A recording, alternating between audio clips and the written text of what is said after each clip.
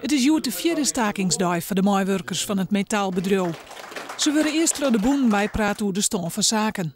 Daarna gaat het personeel naar het bedrijf toe om het advies van de UR hoe de reorganisatie aan te bieden aan de directie. Het is een heel gezond bedrijf. En dat is een heel prettig perspectief. Het is een goede orderportefeuille.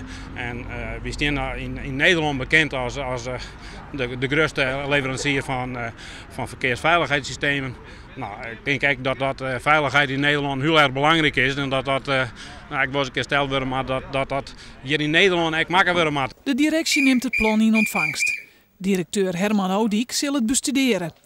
Het openblijven van het fabriek is likwijls geen optie. Tot nu toe in de gesprekken met de bonden en met de ondernemingsraad zijn er geen alternatieven aan gekomen die zeg maar misschien de toekomst in zouden zijn. Dus er is ook nog nooit vanuit de bonden en de ondernemingsraad een alternatief plan aangedragen. De actie is erin nu al 14 dagen. Het liep het net een soort op te smieten, want de onderhandelings zitten vast. Voor het personeel binnen drege tijden. Het is heel zwaar, heel moeilijk.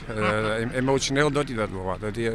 Ik ga hier bijvoorbeeld 44 jaar werken. De meesten die gaan nog langer werken. Die zijn gewoon stikken van dat ze dit dwam hadden. Dit zit net in het aard van de meesten. Ze willen gewoon aan het werk.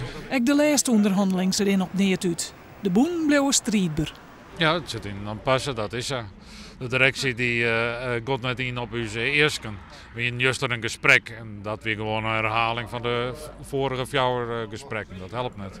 Morgen besluiten de leden van de boeren officieel om hun actie te vieren.